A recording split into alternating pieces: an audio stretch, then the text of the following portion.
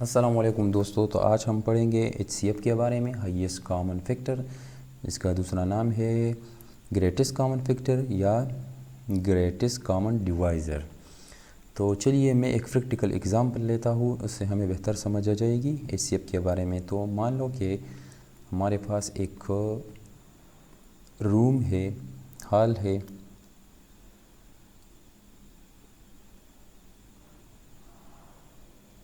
जिसकी लेंथ है 20 फीट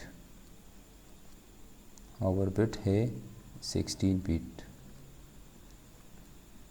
तो अब सिचुएशन ये है कि मैं इस रूम के फर्श पर कोई मटेरियल लगाना चाहता हूँ, जैसे मार्बल वगैरह कोई भी मटेरियल हो, मगर मुझे उस मटेरियल के ऐसी ग्रेटेस्ट साइड्स चाहिए जो इसमें बिल्कुल फिक्स आ जाए और बाकी भी ना रहे, और इस मटेरियल का साइज़ भी बड़ा हो, ना कि छोटा। तो इसके लिए हम HCF का इस्तेमाल करते हैं।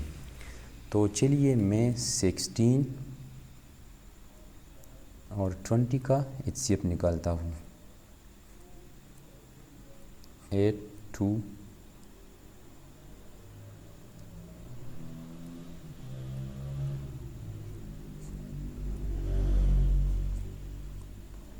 20 का सबसे छोटा नंबर 10, अगेन 2 5। अच्छा 16 20, 16 के factor 2 multiply by 2 multiply by 2 multiply by 2, again 2 multiply by 2 multiply by 5।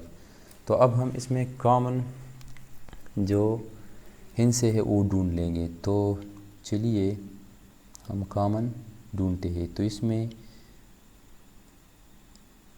ये कॉमन है और ये सेट मिल रहे हैं। तो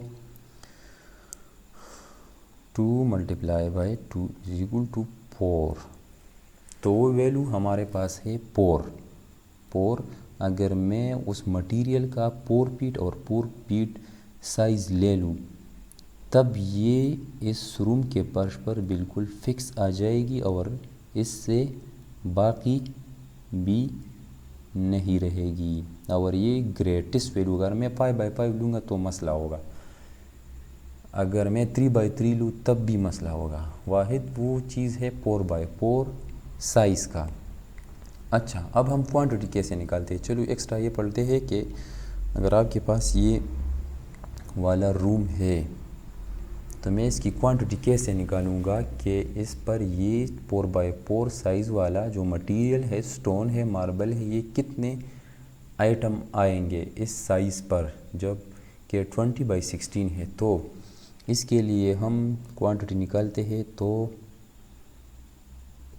रूम है हमारे पास 20 मल्टीप्लाई बाई 16, इसको हम ज़रब देंगे 320। अब हम इस मटेरियल का जो साइज़ है 4/4, इसका भी हम एरिया निकाल लेंगे। 4 मल्टीप्लाई बाई 4 16। अब हम ऐसा करेंगे कि 320 को, ये जो रूम है इसकी जो एरिया है, हम इसको मटेरियल की जो एरिया है इसकी, ये वाली, इस पर डिवाइड करेंगे।